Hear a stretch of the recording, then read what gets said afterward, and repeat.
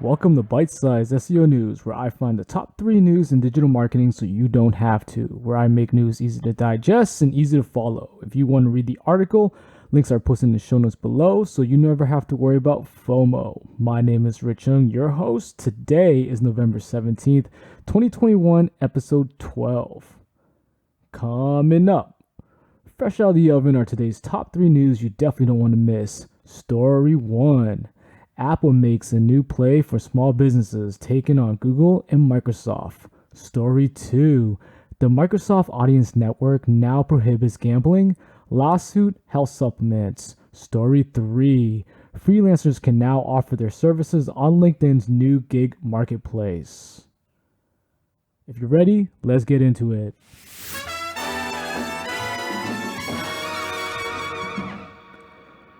In our first story, this one's from Samantha Subin of CNBC. Apple announced Wednesday it's launching a business tool service for companies with up to 500 employees as companies look for new ways to handle remote work and technology. The service, which is currently in beta testing, is slated for a full release in spring 2022. Subscriptions begin at $2.99 a month. It's similar to offerings from Apple rivals who are more established in providing tools to businesses and schools, such as Google and Microsoft. Those two companies dominate the education business service markets. Formerly known as Apple Business Essentials, the service includes 24/7 Apple support and iCloud storage. It can assist businesses with everything from device setup to employee onboarding and accompanies an app that allows employees to install work applications. The subscription service offers a 3-tiered price plan, customizable to accommodate 3 devices at most and up to 2 terabytes of iCloud storage. Costs per user range between $2.99 and $12.99 a month. The announcement also ties into Apple's push to sell more digital services to its customers, such as streaming video and music subscriptions. If this story appeals to you, you can read more about it in the show notes. Next story. This one's from George Nguyen of Search Engine Land.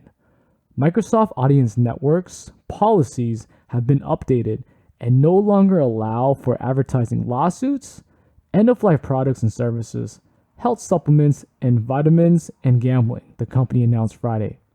The following are categories that are no longer allowed on the Microsoft Audience Network, as well as on the native advertising served on Microsoft-owned and operated properties like MSN and Outlook. These include, once again, lawsuit advertising and invitations to participate in a lawsuit, end-of-life products and services, including but not limited to cremation services, funeral flowers, urns, coffins, and obituaries, health supplements, and vitamins. However, enforcement for supplement and vitamin ads that are currently running on the network will not begin until January. And lastly, gambling, which is already prohibited on the Microsoft Audience Network, but will now also be prohibited on native advertising served on Microsoft-owned and operated properties. Why do we care? Well, most of these categories are already prohibited on other platforms, so marketers working for brands in these verticals may not be surprised. Nevertheless, those brands are now missing out on another way to reach potential customers, which makes their organic strategy even more important. Additionally, many platforms have regulated these ad categories in the interest of user safety, which might also improve the user experience on those platforms.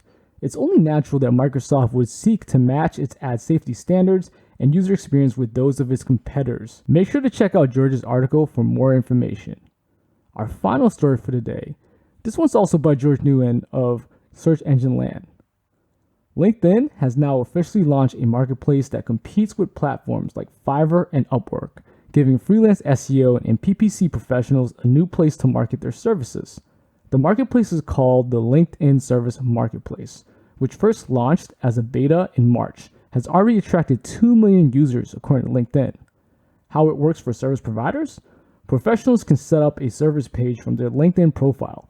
Your service page will show an overview of the services you provide, ratings and reviews from previous clients, whether you have mutual connections with a prospective client. Service pages are linked to your profile, so your identity and page are connected.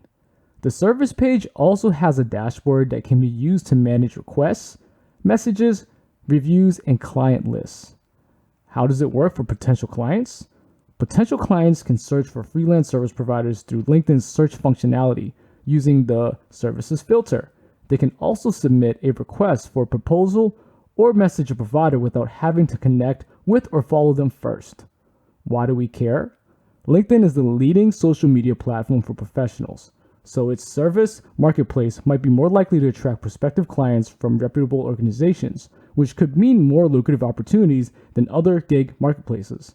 The service marketplace also leverages LinkedIn's existing features, like mutual connections, which can go a long way in helping freelancers establish credibility, especially those that haven't garnered many reviews. For LinkedIn, the marketplace may attract new users, which adds to its value as a recruiting platform for businesses. Additionally, more active users and businesses may also mean more revenue opportunities for LinkedIn through advertising and/or its premium subscription service, for example. If you'd like more information, you can check out George's article in the show notes.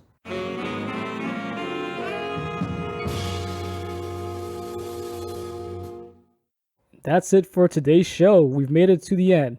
You're good to go and ready for the day. If you've enjoyed this podcast, please rate the show so it helps spread the news and I can continue doing what I do best, which is providing you the latest SEO news you just cannot miss. Served tapa style, making it easy on the stomach and on the go. Once again, I'm your host, Rich Ung, and I'll see you on the flip side.